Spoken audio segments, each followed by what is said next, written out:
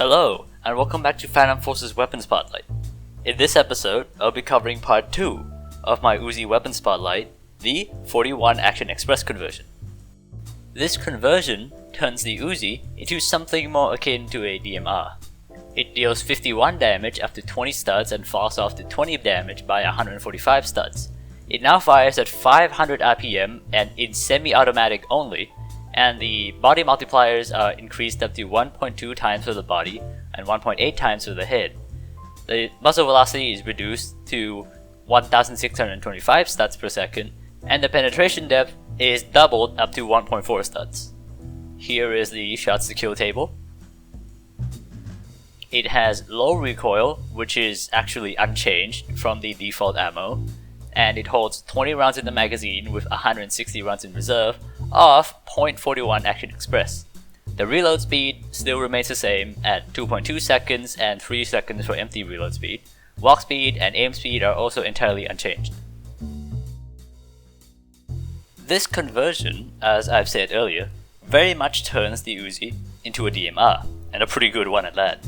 It's got great damage, high fire rate, and low recoil.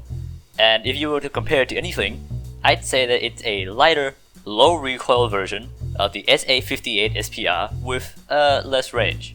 I'd say it works pretty great at close range, although you can still get outgunned by automatics, and it also works really great at medium range.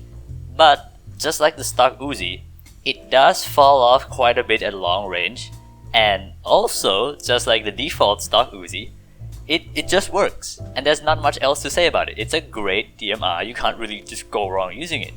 And it's also personally one of my favorite semi-autos to use. It feels great, just overall, very reliable.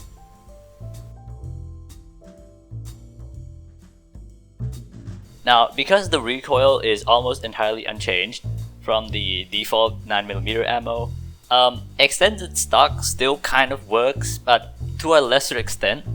This is a semi-automatic now, so recoil doesn't exactly matter as much, but it's still one of the best things you can put in the other attachment slot. The long barrel also helps the range quite a bit on this conversion, as seen here. But of course, the increase in range is absolutely amazing for a DMR, and it also counteracts the Uzi's major downside, which is that it falls off a bit at range.